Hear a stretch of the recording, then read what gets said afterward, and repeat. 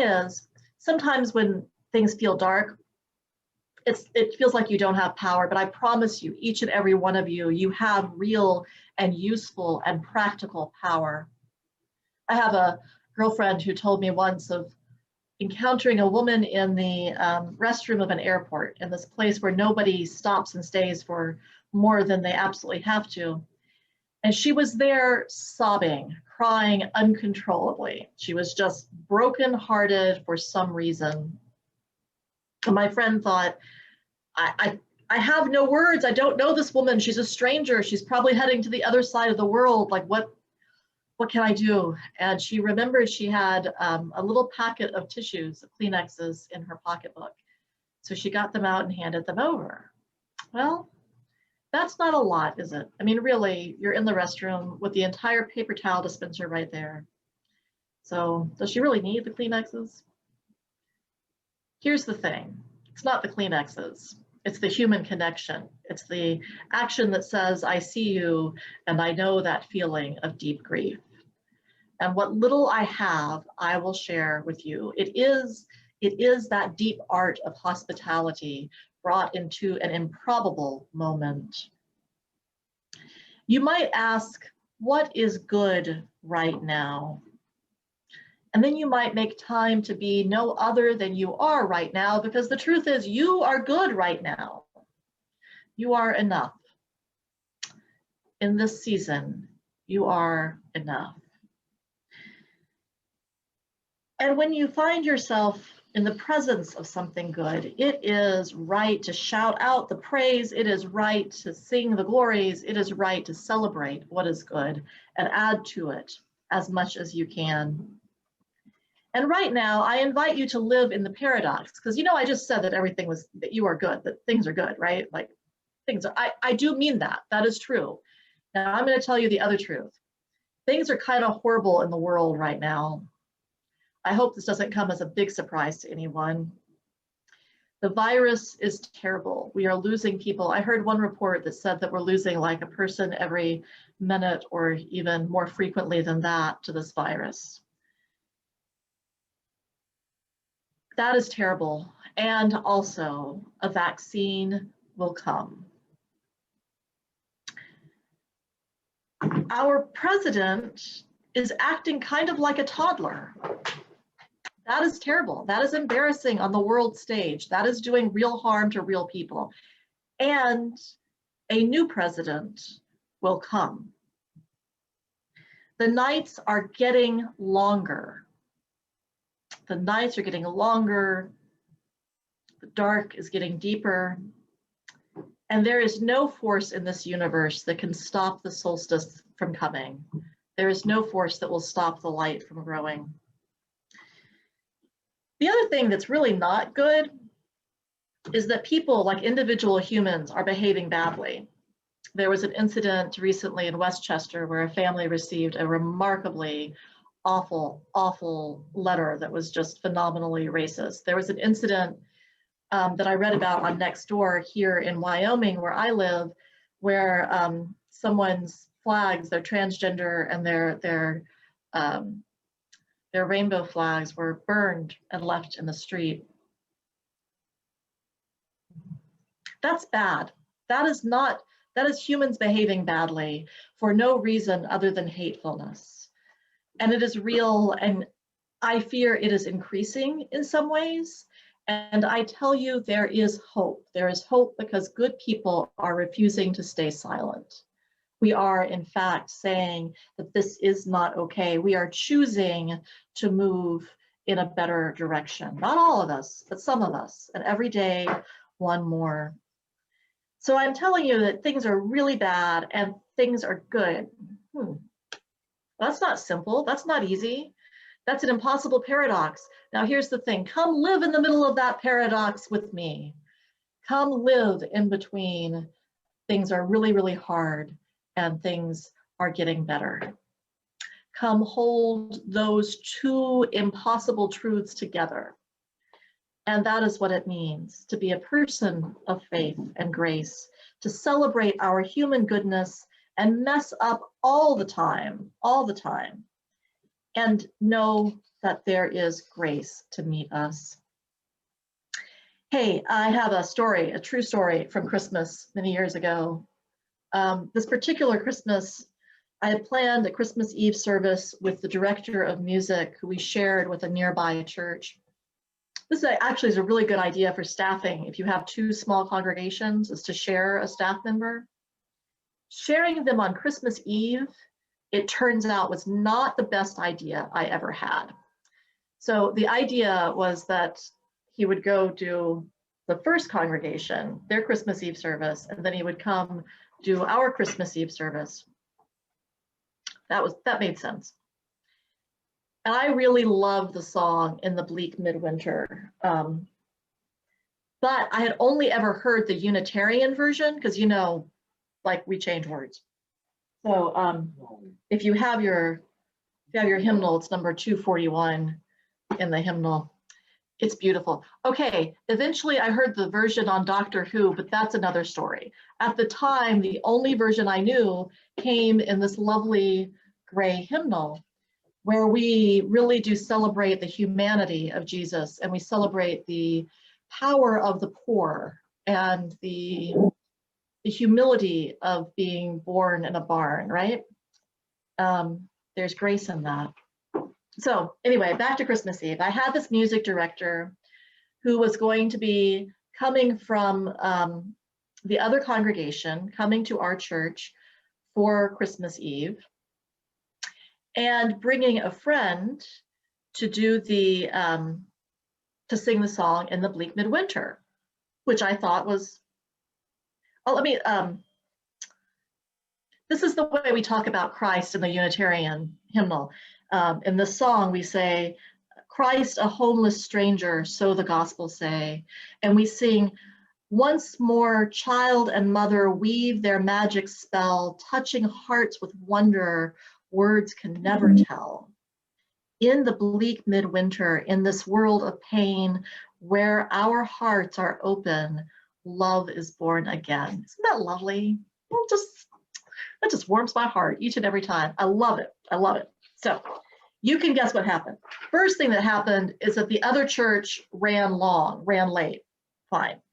Then there was like a traffic jam and bad weather. And for all I know, Santa parked his reindeer on the highway because the music director was really late getting to church, and the people were mildly irritated, but they were persisting with patience. And then he brought this woman who was, oh my goodness, her voice was amazing. And then she started singing the original words to the song. Have you heard the original words of the song? Like I like the baby in the manger with the mom. And this is one of the verses. Our God, heaven cannot hold him, nor earth sustain. Heaven and earth shall flee away when he comes to reign. In the bleak midwinter, a stable place suffice, the Lord God Almighty. I was beside myself. I was just like, oh, those are words, and they're singing in my Christmas Eve service, and I don't know what to do. I do remember people looking at me with, nobody was angry, really, I don't think, but there was some acute concern in their faces, like, what have you done to us, Reverend Mitra? What is happening here? And when can we get back to the cider and the cookies? But I think I remember saying something about, this is a different interpretation from ours. We have a good interpretation of the story. This is also a good interpretation of the story. It can be life-giving. It can be sustaining. And it is a legitimate way to practice faith, mostly for someone else. That hierarchical, you know, God is really big and the whole world will blow away. I would rather go the Windleberry way of, you know, laying down where the wood drake rests. I was mortified. It was okay at the end of the day. In that moment, in that desperate clawing for some redemption, saying that there are different stories and there is a place for all of them. There's truth in that. And there might be truth in this season of darkness. We need to honor each other's stories. We are in a moment that is so bad that the federal government is trying to bring back firing squads and is killing people at a rapid pace.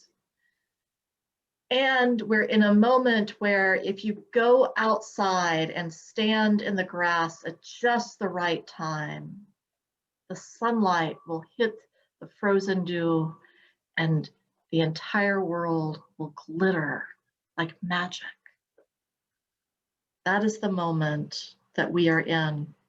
Across faiths and across time, moments of darkness have been met with celebrations of life. And Marie did a great job in naming and helping us name those celebrations. Diwali, which happened in late fall, Saturnalia, Christmas, Shabbat Yaldah, Hanukkah, all of these are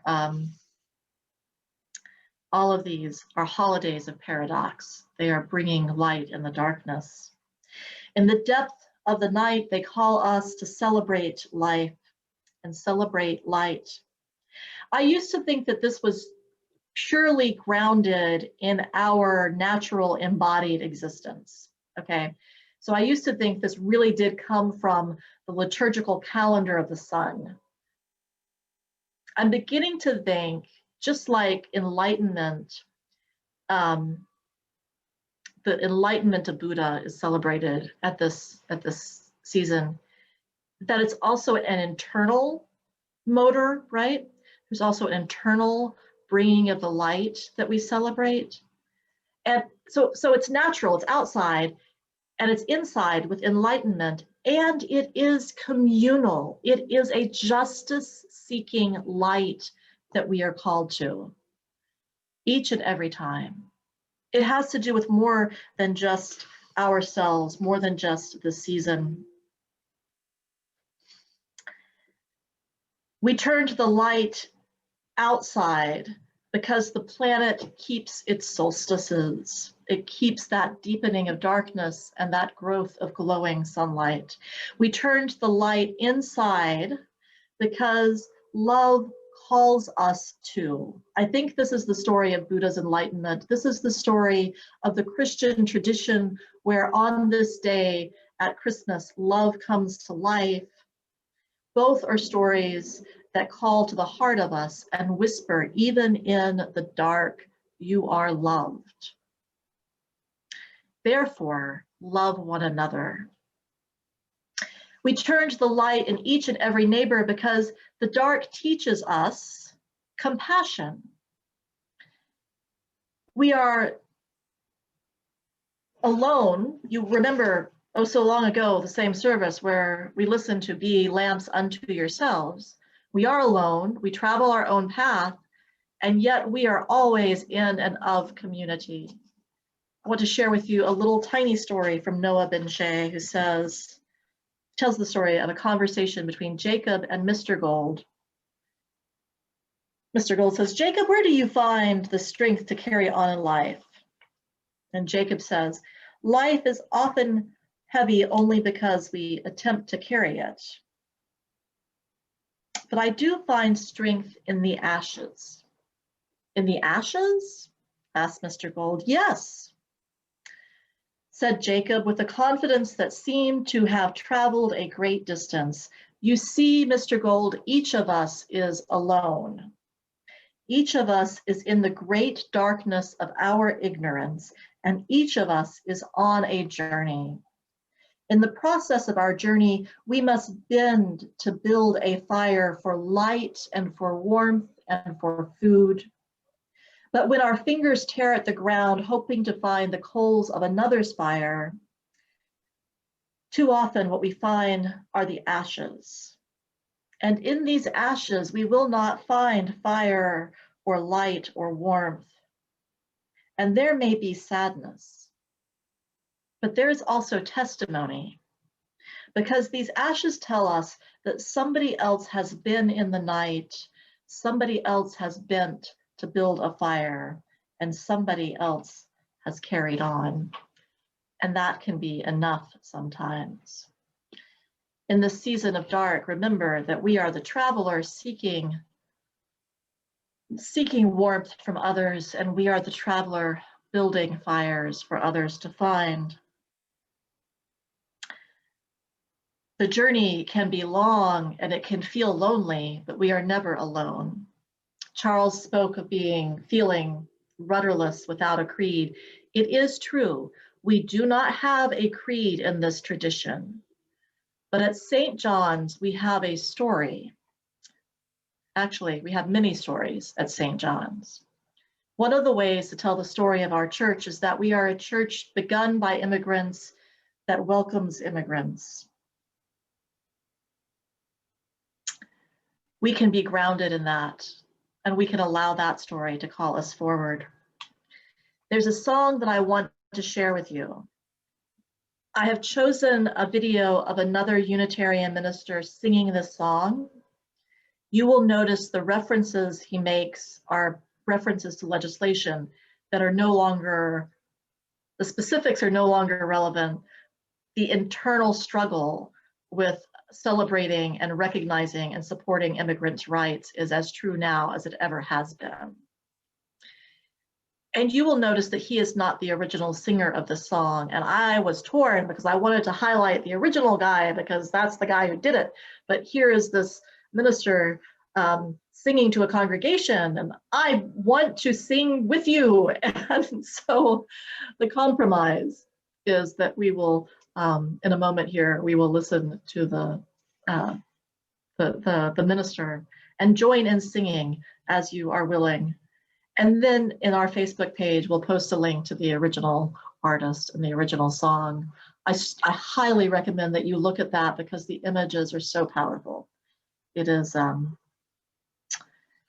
a good reminder that we are in this journey together and that we have work to do, and the light is always increased when we share it. I'm going to ask our tech team to put that video up now for us, please.